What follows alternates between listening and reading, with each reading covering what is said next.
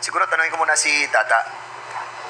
Kanina kasi parang nabanggit nyo na nasa minimum na kayo, di ba?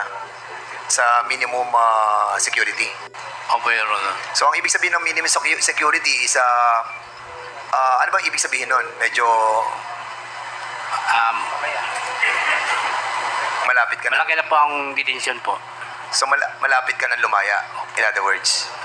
So, ilang taon ang hatol mo? 21, according sa affidavit mo? 21? Bali, 6 years to 12 years lang po yung sentensya ko. Tapos, may violation po ako. Tumakas po ako. Tapos, nagkaroon na naman ng violation itong tatlong Chinese. Oo. Sa totoo lang, 6 years to 12 years lang po. Tapos, naservisyohan ko na po yung lahat. Saka yun na lang ang binubulo ko yung ngayon.